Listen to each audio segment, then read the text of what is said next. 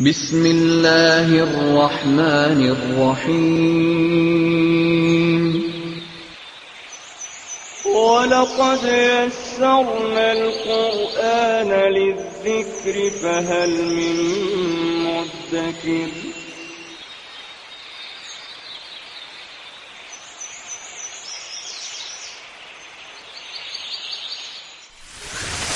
ألف باء تاء ثاء جيم حاء خاء دال ذال راء زال سين شين صاد ضاد طاء عين غين فاء قاف كاف لام ميم نون هاء واو ياء ياء هذه حروف الهجاء.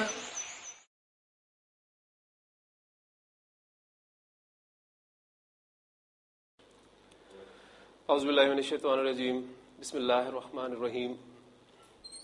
قال النبی صلی اللہ علیہ وسلم اقرأوا القرآن فإنہ یأتی یوم القیامة شفیعا لأصحابہ.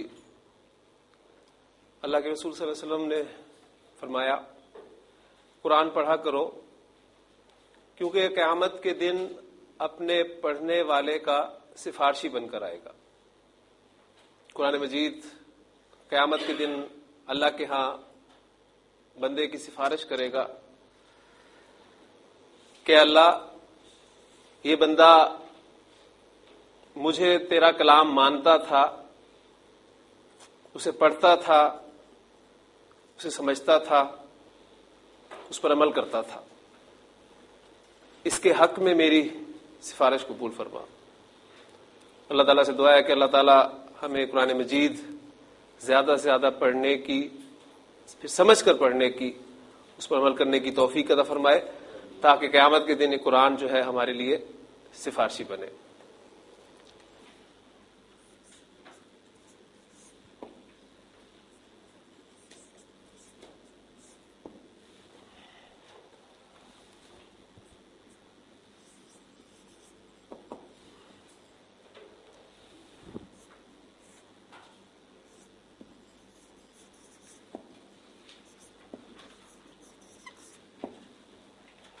لفظ کی دو اقسام ہمارے سامنے آئی تھی، بامانی لفظ اور بے معنی لفظ. اور ہم نے کہا تھا کہ کیونکہ ہم نے قرآن مجید کا مطالعہ یہاں کرنا ہے لہٰذا بے معنی لفظ یا بے معنی الفاظ جو ہیں وہ ہمارے اس سلیبس میں شامل نہیں ہوں گے.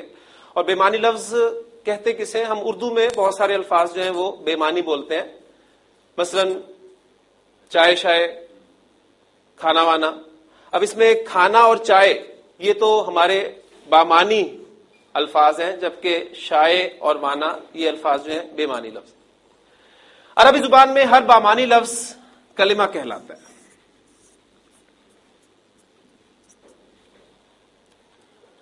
کلمہ کی تین اقسام ہم نے کل پڑھی تھی، اسم، فعل اور حرف. پھر اس کے بعد اسم کی ڈیفینیشن ہم نے یہ دیکھی تھی کہ اسم کے معنی ہوتے ہیں نام کے. تو اسم نام ہے، کس کا نام؟ کسی شخص کا نام. مثلا زید. اور میں نے آپ کو کل بتایا تھا کہ عربی زبان میں 85% اسماء ایسے ہیں جن کے آخر میں ڈبل حرکت یعنی تنوین آتی ہے. تو جو بھی اسم آپ کے سامنے بورڈ پر آئے گا اس کے بارے میں غالب گمان ہمارا یہی ہوگا کہ یہ اسم جو ہے اس پر تنوین آتی ہے اور یہ ان 85% اسماء میں شامل ہے، الا میں اس کے بارے میں آپ کو مزید کچھ بتاؤں. شخص کا نام، جگہ کا نام.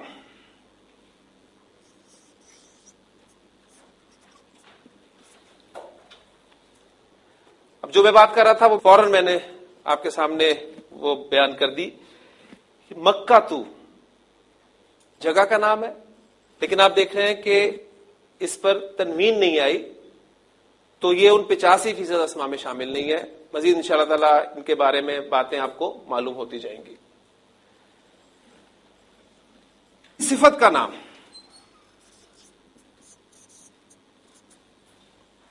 صالح، صالحن نیک کے لیے لفظ استعمال ہوتا ہے.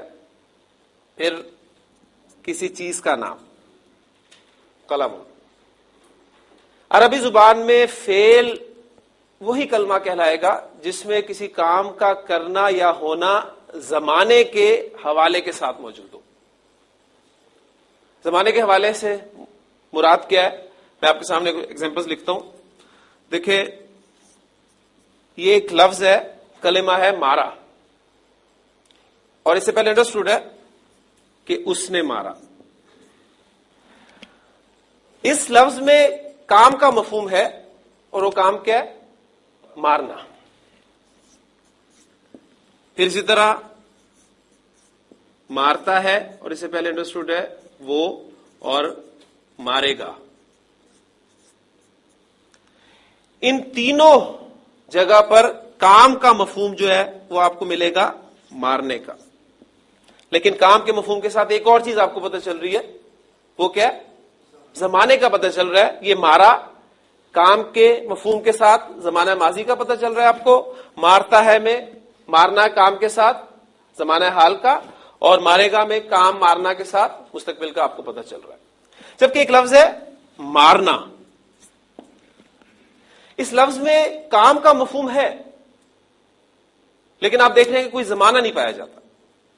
لہذا مارا, مارتا ہے اور مارے گا یہ تو ہوں گے فعل, کیونکہ اس میں کام کے مفہوم کے ساتھ آپ کو زمانے کا پتہ چل رہا ہے. جبکہ لفظ مارنا جو ہے یہ فعل نہیں کہلائے گا, بلکہ یہ اسم کہلائے گا. بلکہ اسم کی ایگزامپلز میں ہم ایک نام کا اضافہ اور کریں گے, اور وہ ہے کام کا نام. تو اسم کی تعریف کے بعد جو ایگزامپلز ہمارے سامنے آ رہی ہیں وہ کسی شخص کا نام زیدن, کسی چیز کا نام قلمن, کسی جگہ کا نام مکہ تو, کوئی صفت صالحون, یا کام کا نام بھی عربی زبان میں اسم کہلاتا ہے. اور پھر اب جو ہے کہ مارنا کی عربی کیا ہوتی ہے؟ وہ ہوتی ہے ضربن. اور یہ لفظ بھی آپ اردو زبان میں استعمال کرتے ہیں, اس نے ضرب لگائی. ٹھیک ہے, ضرب کے معنی ہے مارنا کے. کلمہ کی قسم حرف جو ہم نے پڑھی تھی وہ یہ تھی کہ یہ وہ کلمہ ہے جو اپنے معنی اس وقت تک واضح نہیں کر سکتا جب تک یہ کسی دوسرے کلمہ کے ساتھ مل کر نہ آ جائے. اب سب سے پہلے ہم انشاءاللہ تعالی اسم سے آغاز کریں گے. اسم کی ڈیفینیشن ہمارے سامنے آ چکی ہے, اس کی ایگزامپلز ہمارے سامنے آ چکی ہیں. مزید اس کے متعلق ہم جاننے کی کوشش کریں گے, کیونکہ میں نے کل آپ کو بتایا تھا کہ عربی زبان میں جملہ فعل کے بغیر بھی بن سکتا ہے. لہٰذا ہم پہلے اسم پڑھیں گے, پھر اس کے بعد فعل شروع کریں گے, اور ان کے درمیان میں ہی اسم پڑھتے ہوئے اور فعل پڑھتے ہوئے مختلف حروف کا مطالعہ کریں گے.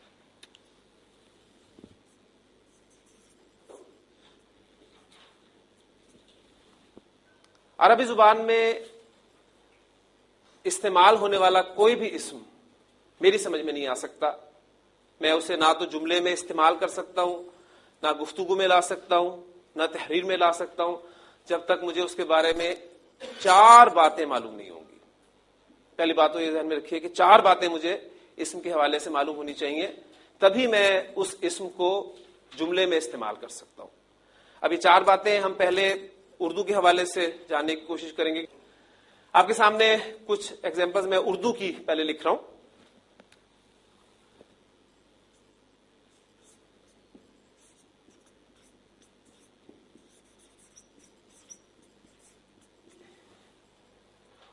اردو بولنے والا, پڑھنے والا ہر شخص اس جملے کو بخوبی سمجھ سکتا ہے. ایک لڑکے نے محمود کو مارا.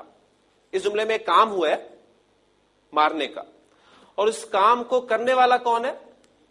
ایک لڑکا. اس کا مطلب ہے کہ اس فعل کا فاعل جو ہے وہ ایک لڑکا ہے, اور یہ کام کس پر ہوا ہے؟ محمود پر.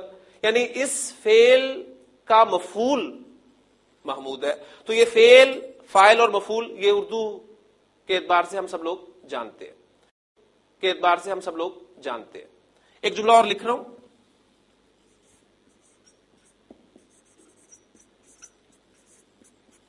حامد نے محمود کو مارا. اس جملے میں بھی کام مارنے کا ہوا ہے, فاعل حامد ہے اور مفعول محمود ہے. لیکن مجھے یہ بتائیے کہ ان دونوں جملوں میں فرق کس چیز کا ہے؟ یہ فرق آپ کا اسم نکرہ اور اسم معرفہ کا ہے. یعنی یہ بھی آپ کے علم میں پہلے سے کچھ چیزیں ہیں.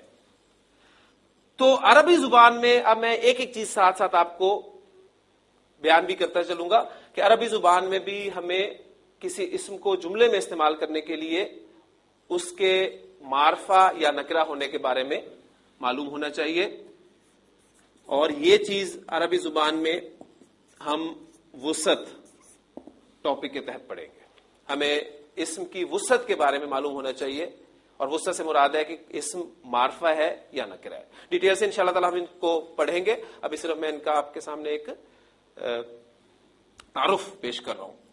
ایک جملہ اور آپ کے سامنے لکھ رہا ہوں اور امید کرتا ہوں کہ آپ اس جملے میں سے غلطی نکالیں گے انشاءاللہ تعالی.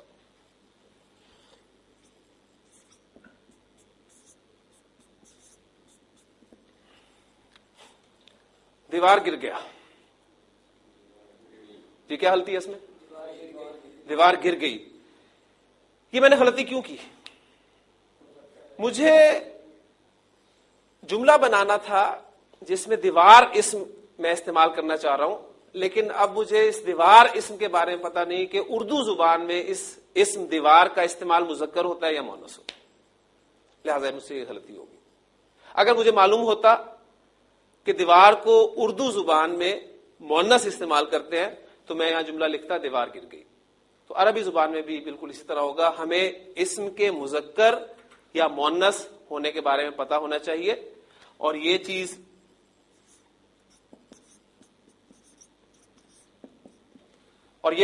عربی زبان میں ہم جنس کے ٹاپک کے تحت پڑھیں گے. پھر ایک اور جملہ آپ کے سامنے میں لکھنے لگا ہوں.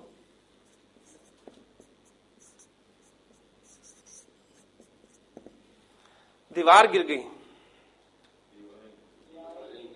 یا تو دیواریں گر گئی ہوں. اب یہ غلطی بھی میرے سے کیوں ہو رہی ہے؟ مجھے لفظ دیوار, اسم دیوار کی جمع کے بارے میں معلوم نہیں. میں یہاں استعمال جمع کا لفظ کرنا چاہ رہا ہوں لیکن مجھے معلوم نہیں ہے, لہذا مجھ سے غلطی ہوگی. یعنی مجھے عربی زبان میں بھی واحد, جمع, اور پھر ایک خاص چیز عربی زبان میں ذہن میں رکھیے گا. تفصیل سے تو انشاءاللہ تعالی ہم اس کو پڑھیں گے. عربی زبان میں عدد 3 ہے. ایک کے لیے واحد استعمال کیا جاتا ہے, 2 سے زائد کے لیے عربی زبان میں جمع کا لفظ استعمال کیا جاتا ہے, جبکہ 2 کے لیے, خاص 2 کے لیے, جو کہ نہ انگریزی میں ہے نہ اردو میں ہے, ایک لفظ مثنیٰ استعمال کیا جاتا ہے. ڈیٹیل سے انشاءاللہ تعالی ہم جب ٹاپک پڑھیں گے یہ واحد, جمع اور مثنیٰ کا, اس وقت دیکھیں گے, اور اس کو ہم عدد کے ٹاپک کے تحت پڑھیں گے. تو عربی زبان میں ابھی تک جو باتیں آپ کے سامنے آئی ہیں وہ یہ کہ 3 چیزیں میں نے بیان کر دی. اسم کی وسعت کے بارے میں مجھے معلوم ہونا چاہیے, اور وسعت سے مراد اسم کا معرفہ ہونا یا نکرہ ہونا ہے. اسم کی جنس کے بارے میں معلوم ہونا چاہیے, اور جنس سے مراد اسم کا مذکر ہونا یا مؤنث ہونا. اور اسم کے عدد کے بارے میں معلوم ہونا چاہیے, یعنی اسم کا واحد ہونا, مثنیٰ ہونا یا جمع ہونا. تو یہ 3 چیزیں میں نے آپ کو بتا دیں, اور شروع میں نے آپ کو کہا تھا کہ عربی زبان میں کسی بھی اسم کو اس وقت تک صحیح طریقے سے استعمال نہیں کر سکتا جب تک مجھے اس کے بارے میں 4 باتیں معلوم نہ ہوں.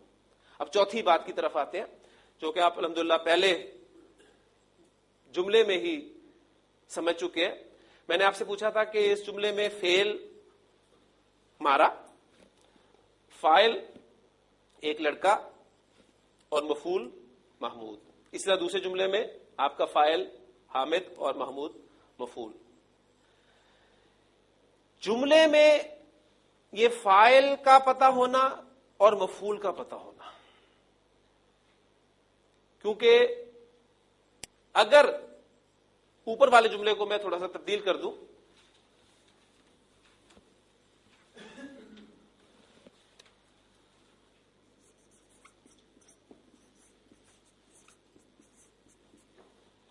محمود نے حامد کو مارا,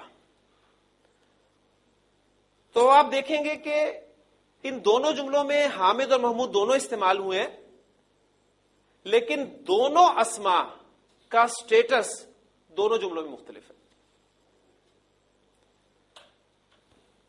جو یہ جملہ لکھا ہوا ہے حامد نے محمود کو مارا، اس جملے میں آپ کا فاعل کون ہے؟ حامد. محمود آپ کا مفعول ہے. جبکہ جو میں نے اب جملہ لکھا ہے محمود نے حامد کو مارا، اس میں حامد بھی استعمال ہوا ہے، محمود بھی استعمال ہوا ہے، لیکن دونوں کا سٹیٹس چینج ہو گیا. اب محمود فاعل ہے اور حامد مفعول ہے. اردو میں تو آپ بڑی آسانی سے اس چیز کو سمجھ لیتے ہیں، اس لیے کہ ہماری اپنی زبان ہے. کون مارنے والا ہے، کس کو مار پڑ رہی ہے. میں ان کی جگہ بھی تبدیل کر دوں تو آپ بڑی آسانی سے پہچان لیں گے کون فاعل ہے کون مفعول ہے. لیکن عربی زبان میں ذہن میں رکھیے گا کہ ہمیں فاعل کا پتہ ہونا اور مفعول کا پتہ ہونا یہ اعراب کے ذریعے سے پتہ چلے گا. تو چوتھی چیز اسم کے بارے میں جو مجھے معلوم ہونی چاہیے وہ ہے اسم کا اعراب. اب معرفہ نکرہ، مذکر مؤنث، واحد جمع، ان حوالوں سے آپ پہلے سے کچھ نہ کچھ واقفیت رکھتے ہیں.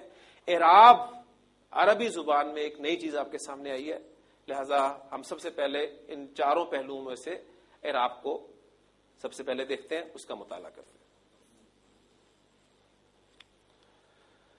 اعراب کے حوالے سے سب سے اہم بات جو آپ نے ذہن میں رکھنی ہے وہ یہ ہے کہ زیر زبر پیش اعراب نہیں ہے.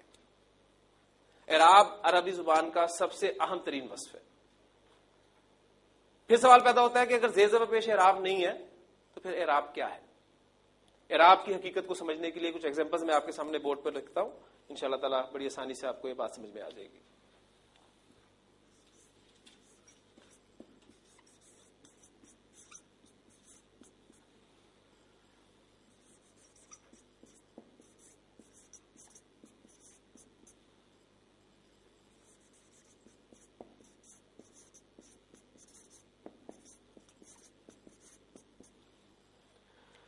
تین جملے میں نے آپ کے سامنے بورڈ پہ لکھے ہیں. حامد نے محمود کو مارا، محمود نے حامد کو مارا اور محمود نے حامد کے بھائی کو مارا. پہلے جملے میں کام مارنے کا، مارنے والا حامد، مار کھانے والا محمود. دوسرے جملے میں کام پھر مارنے کا، لیکن اب مارنے والا محمود ہو گیا اور حامد مار کھانے والا ہو گیا. تیسرے جملے میں پھر مار پیٹی، مارنے والا محمود لیکن مار کھانے والا اب حامد نہیں ہے بلکہ حامد کا بھائی ہے. ان تینوں جملوں میں حامد کے معنی میں کوئی تبدیلی واقع نہیں ہوئی، لیکن کچھ تبدیل ضرور ہوا ہے. کیا چیز تبدیل ہوئی ہے؟ اس اسم حامد کا سٹیٹس، اس کی پوزیشن وہ تبدیل ہوئی ہے. پہلے جملے میں اسم حامد اس جملے کا فاعل تھا، دوسرے جملے میں حامد اس جملے کا مفعول ہو گیا، تیسرے جملے میں حامد نہ فاعل ہے نہ مفعول ہے بلکہ اس کا ذکر ضمناً آیا ہے. اب ان میں سے پہلی دو ایگزامپلز جو ہیں ان کو سامنے رکھتے ہوئے مزید اس کی کلیریفیکیشن کرتا ہوں.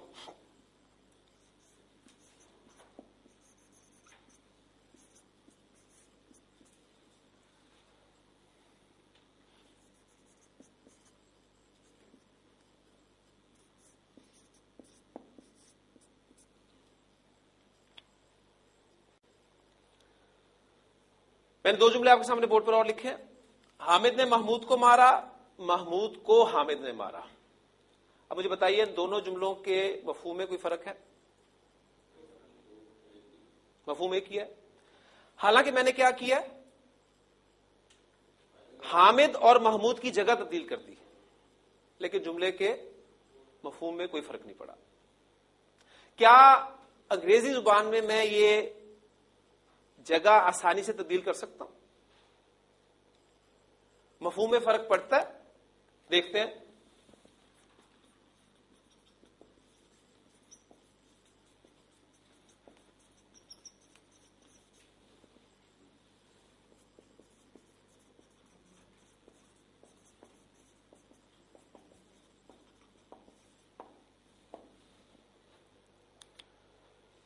حامد کی جگہ میں نے محمود رکھ دیا, محمود کی جگہ حامد رکھ دیا, معنی میں فرق پڑا, مفہوم چینج ہو گیا. اردو میں جگہ میں نے تبدیل کر دی, مفہوم میں فرق نہیں پڑا. انگریزی میں نے جگہ تبدیل کر دی, مفہوم بدل گیا.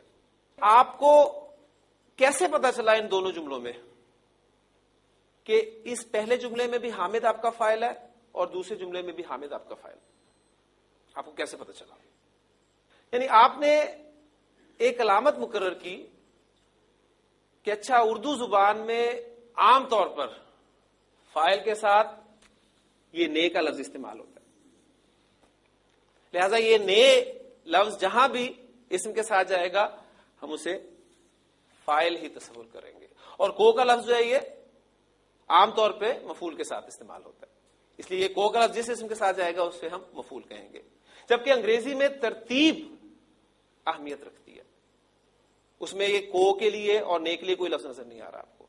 اب عربی زبان کی اہم ترین بات کو سن لیجئے گا کہ عربی زبان میں نہ تو نے اور کو کے لیے کوئی لفظ ہے, کوئی لفظ نہیں ہے. نے اور کو کی عربی آپ کو نہیں ملے گی, اور نہ ہی ترتیب کی کوئی اہمیت ہے. ہاں کچھ ریسٹرکشنز ہوں گی جہاں ہم فاعل اور مفعول کو اپنی اپنی جگہ پر رکھیں گے. ان تینوں جملوں کے اعتبار سے اب میں اعراب کی ڈیفینیشن آپ کے سامنے رکھنا چاہ رہا ہوں. معنی کی تبدیلی کے بغیر اسم کی حالت کی تبدیلی, جسے ہم نے اسٹیٹس کا ہے, معنی کی تبدیلی کے بغیر اسم کی حالت کی تبدیلی اعراب کی تبدیلی کہلاتی ہے. اب یہ جو جملے میں نے آپ کے سامنے لکھے, حامد نے محمود کو مارا اور محمود نے حامد کو مارا, ان کی عربی میں آپ کے سامنے لکھ رہا ہوں, تو انشاءاللہ بڑی آسانی سے آپ پہچان لیں گے کہ یہ کیسے ہمیں پتا چلے گا کہ یہ فاعل ہے اور یہ مفعول ہے. حامد نے محمود کو مارا,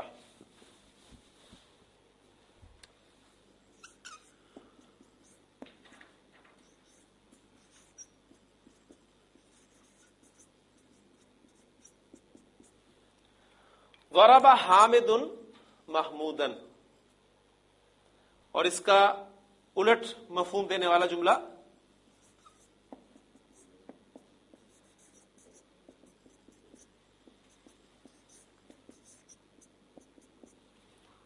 ضرب محمود حامدن.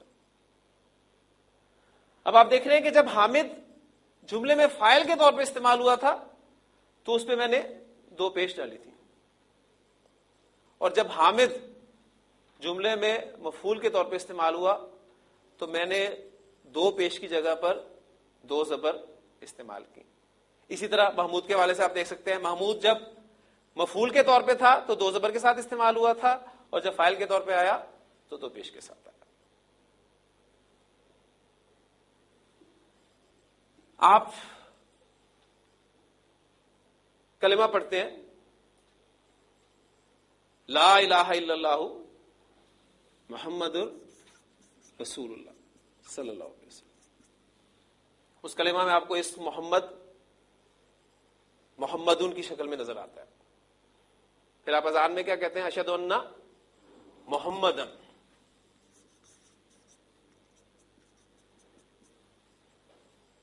پھر آپ درود شریف پڑھتے ہیں, اس میں آپ کیا کہتے ہیں؟ اللہم صلی علی محمدن.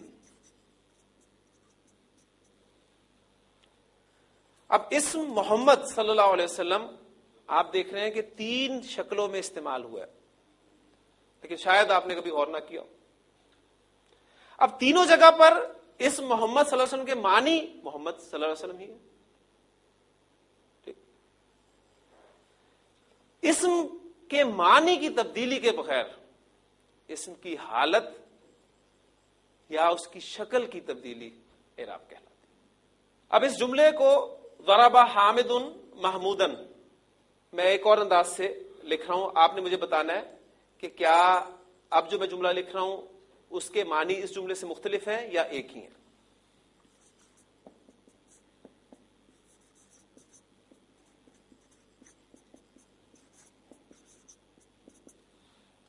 ضرب محمودن حامدن, ہاں یہ دونوں جملوں کے معنی ایک ہی ہیں یا مختلف ہو گئے؟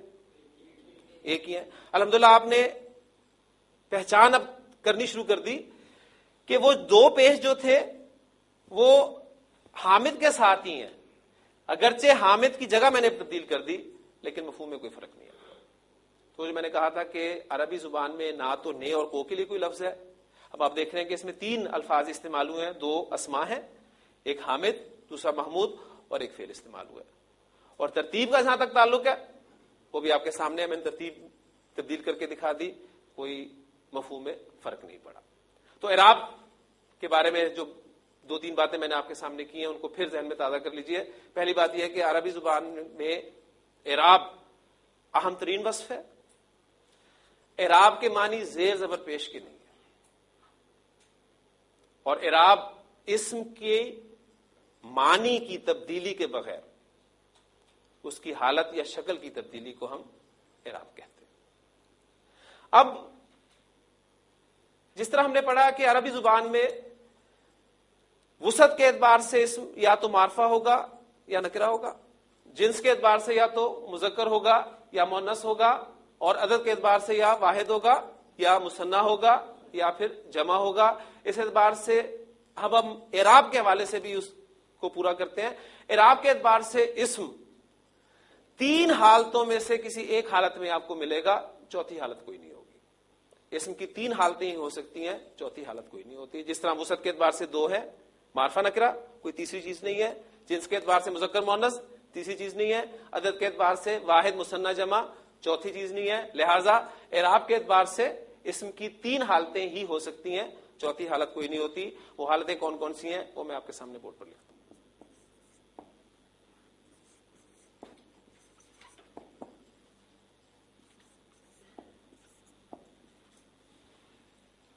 اعراب کے اعتبار سے اسم ان 3 حالتوں میں سے کسی ایک حالت میں آپ کو قرآن مجید میں ملے گا.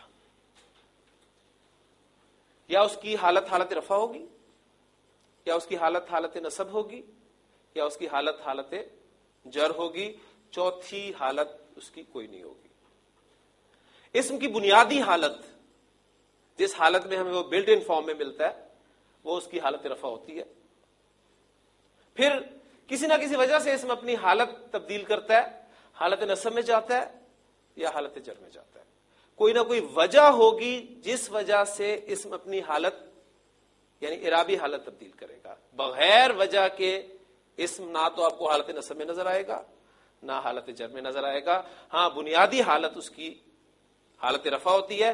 اب اتنا آپ کو اندازہ 2 ایگزامپلز پچھلی کرنے سے یقیناً ہو گیا ہوگا کہ آپ نے ایک اندازہ لگا لیا کہ اچھا اگر کسی جملے میں کسی اسم کو میں فاعل کے طور پہ استعمال کرنا چاہتا ہوں تو وہ اس کی حالت رفع ہوتی ہے، اور اگر مفعول کے طور پہ استعمال کرنا چاہتا ہوں تو وہ حالت نصب ہوتی ہے. ٹھیک. اب ہم دیکھیں گے کہ عربی زبان میں 85% اسما جن کے بارے میں ہم نے بات کی تھی، 85% اسما یہ وہ اسما ہیں جن پہ تنوین آتی ہے.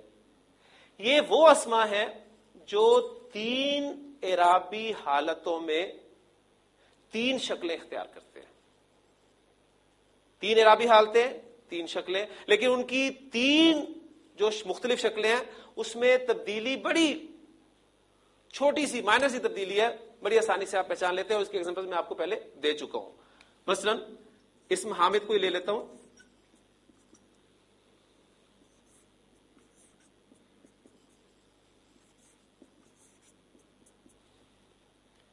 حامدن، حامدن، حامدن. حامدن حالت رفع، حامدن حالت نصب، حامدن حالت جر. تو اسم حامد آپ کو عربی زبان میں ان 3 حالتوں میں سے یا 3 شکلوں میں سے ایک شکل میں ملے گا. اور آپ الحمدللہ اس کو پہچان کرنی شروع کر دیں.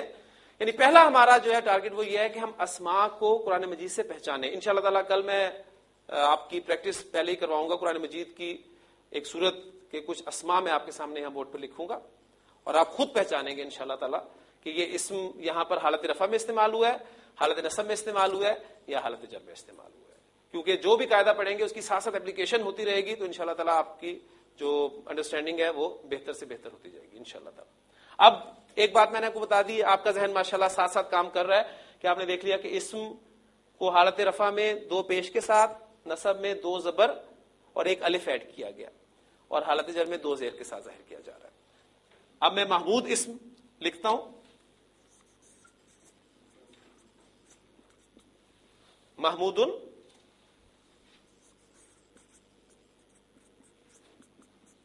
حالت نصب اس کی محمودن, حالت جر اس کی محمودن.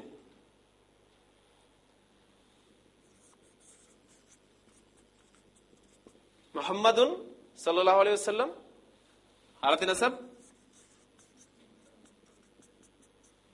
محمدن,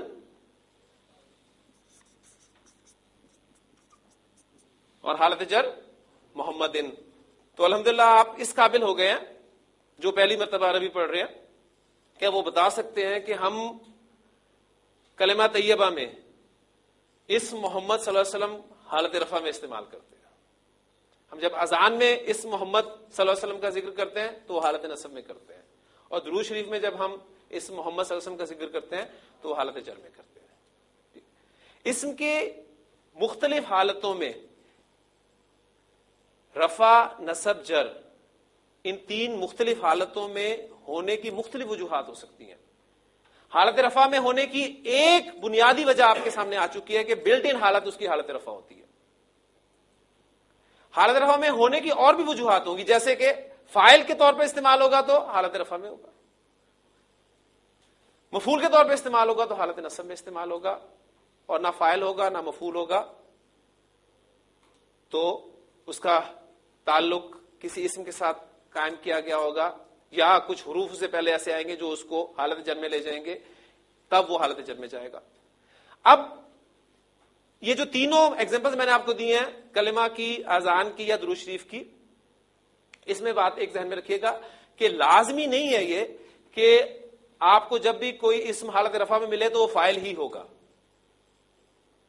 میں نے آپ کو بتایا کہ اسم کی تینوں حالتوں کی مختلف وجوہات ہو سکتی ہیں. ایک وجہ اس میں سے یہ ہے کہ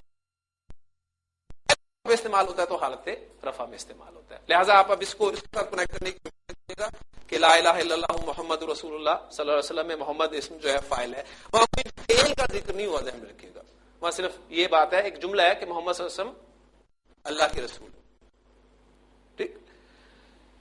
اسی طرح حالت نصب میں جو کلام میں آپ استعمال کرتے ہیں وہاں وہ مفعول کے طور پہ استعمال نہیں ہوا.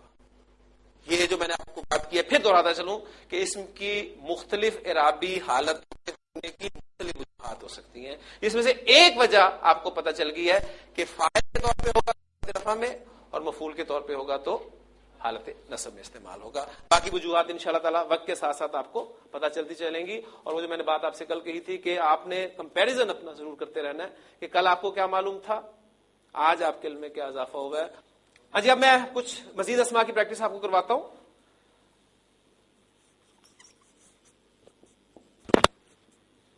مسجد, اس اسم کی حالت نصب آپ خود بولیں گے انشاءاللہ تعالی, کیا بنے گی؟ مسجدن. حالت جر کیا ہوگی؟ مسجدن. اب مسجد کا دروازہ ہوتا ہے, جس طرح آپ کے کمرے کا ایک دروازہ ہے, تو دروازے کو عربی زبان میں بابن کہتے ہیں. بابن, یہ حالت رفع ہوگی. حالت نصب کیا ہوگی اس کی؟ بابن. بابن.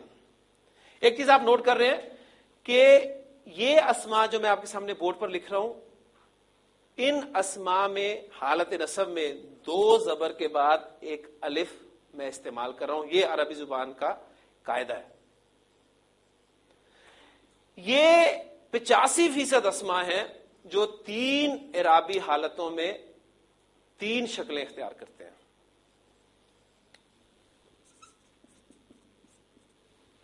اب اگر میں آپ کو ان اسماء کا نام بتا دوں تو انشاءاللہ تعالی آپ کو ان کا نام یاد کرنے میں کوئی مشکل پیش نہیں آئے گی.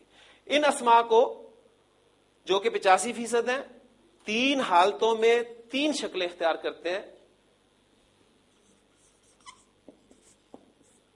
منصرف اسماء کہا جاتا ہے. آپ نے منصرف کے معنی کیا ہیں اس کے چکر میں بھی نہیں پڑنا. ٹرمز ہر سبجیکٹ میں استعمال کی جاتی ہیں اور ہم شاذ ہی ٹرمز کے معنی کے چکر میں پڑتے ہیں. ہم بس یاد کر لیتے ہیں.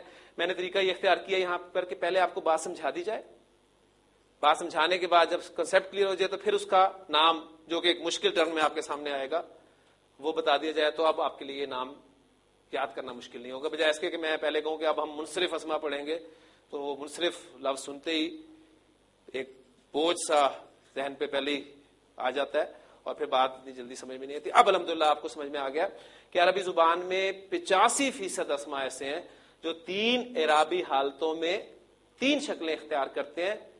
ان کو منصرف اسما کہتے ہیں اور ان اسما کی ایک علامت ہے جس سے آپ انہیں پہچانتے ہیں. پہچان لیں گے علامت کیا ہے ان کی؟ ماشاءاللہ. ان اسما کی علامت ہے تنوین, چاہے 2 پیش آئیں, چاہے 2 زبر آئیں, چاہے 2 زیر آئیں. تو منصرف اسما کی علامت کیا ہے؟ تنوین. تنوین کن اسما کی علامت ہے؟ منصرف اسما کی تعداد کتنی ہے؟ 85% اسما کو کیا کہتے ہیں؟ 85% اسما 3 اعرابی حالتوں میں کتنی شکلیں اختیار کرتے ہیں؟ 3 اعرابی شکلیں اختیار کرنے والے اسما کی علامت کیا ہے؟ تنوین کن اسما کی علامت ہے؟ منصرف اسما کسے کہتے ہیں؟ وہ اسما جو 3 حالتوں میں 3 شکلیں اختیار کرتے ہیں اور ان کی علامت تنوین ہے. بالکل اسی طرح جس طرح ایک مومن بندے کی علامت نماز ہے, آپ نے منصرف اسما کو پہچاننا ہے تنوین سے اور ایک مومن بندے کو آپ نے پہچاننا ہے نماز سے. یہ ہو ہی نہیں سکتا کہ منصرف اسم پر تنوین نہ ہو, اور یہ ہو ہی نہیں سکتا کہ بندہ مومن ہو اور نماز نہ پڑھے.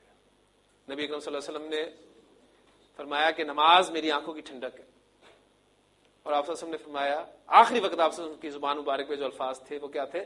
الصلاۃ الصلاۃ الصلاۃ, نماز نہ چھوڑنا. اب اگر دعویٰ ہے ہمارا مومن ہونے کا, مسلم ہونے کا, تو ذرا چیک کریں کہ علامت ہے. بہت ضروری. نماز کے بغیر بندہ جو ہے وہ مومن نہیں. اللہ تعالیٰ عمل کی توفیق عطا فرمائے. سبحانک اللہم و بحمدک نشہد ان لا الہ الا انت نستغفرک و نتوب الیک.